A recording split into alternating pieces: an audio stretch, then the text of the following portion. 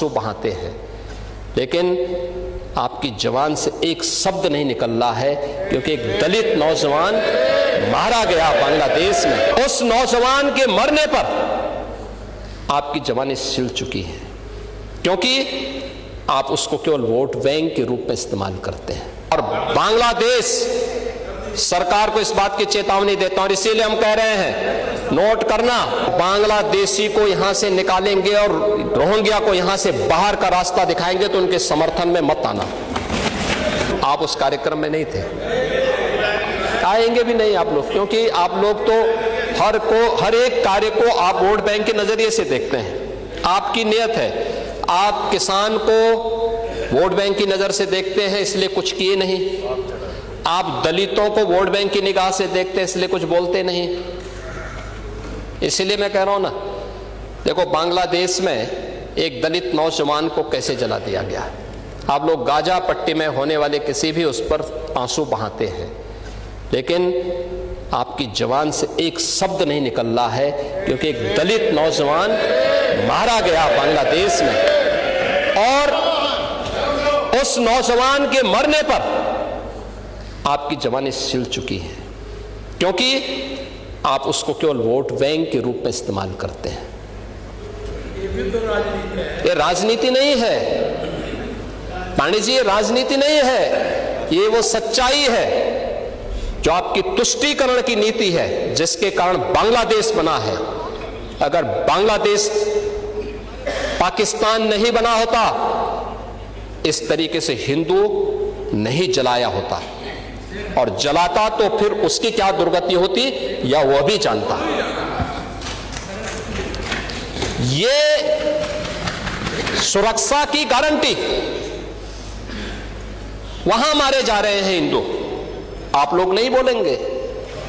एक candle march निकाल के चलते हैं गांजा के मुद्दे को लेकर के, लेकिन पाकिस्तान और बांग्लादेश में हिंदू मारा जाता है तो आपके मुंह बंद हो जाते हैं, क्योंकि मरने वाला हिंदू है, दलित है, आप बोलेंगे नहीं। और यही सच्चाई है। निंदा प्रस्ताव पारित होना चाहिए, और यह प्रस्ताव नेता विरोधी दल की तरफ से आना चाहिए।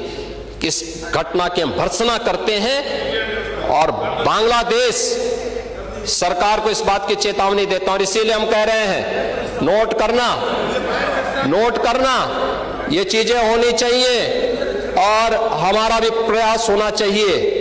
जब बांग्लादेशी को यहां से निकालेंगे और रोहिंग्या को यहां से बाहर का रास्ता दिखाएंगे तो उनके समर्थन में मत आना, क्योंकि उनमें से बहुत सारे लोगों के वोट आपने बनवाए हैं, उनके बहुत सारे लोगों के लिए आधार भी बनवाने का पाप किया है आप लोगों ने। इसलिए इन चीजों को ध्यान में रखना, और एक एक चीज की स्क्रीनिंग होगी, बहुत प्रभावी कार्रवाई करेंगे। हमारे ही देश में रह करके हमारे लोगों के खिलाफ अपराध, और वहां पे निर्दोष हिंदुओं पर अत्याचार करोगे, निर्दोष सिखों पे अत्याचार करोगे, ये स्वीकार्य नहीं हो सकता है। और यही आप करते हैं कि किसानों के बारे में भी आपका आचरण यही है। कल देखिए, शाही जी ने चौधरी चरण सिंह सीड पार्क का भी जमीन आवंटन का काम प्रारंभ कर दिया। अच्छा, किसान को अच्छा बीज मिले, अच्छी तकनीक मिले, कम लागत में ज्यादा उत्पादन। आपके समय में क्या होता था? लागत ज्यादा थी, उत्पादन कम था, बाजार नहीं था, किसान तबाह था, परेशान था, बिचौलियों के द्वारा लाभ ले लिया जाता था। आज किसान सुरक्षित है, किसान को योजनाओं का लाभ मिल रहा है। और कल चौधरी साहब के नाम पर कार्यक्रम था, और इन सभी योगी जी के बात से आप लोग सहमत हैं तो प्लीज़ इस वीडियो को ज़्यादा से ज़्यादा शेयर करें और चैनल को सब्सक्राइब करें, ताकि आप लोगों तक ये न्यूज़ पहुंच सके। प्लीज़ ज़्यादा से ज़्यादा इस वीडियो को शेयर करें, ताकि और भी लोगों तक ये न्यूज़ पहुंच सके और सही जानकारी मिल सके।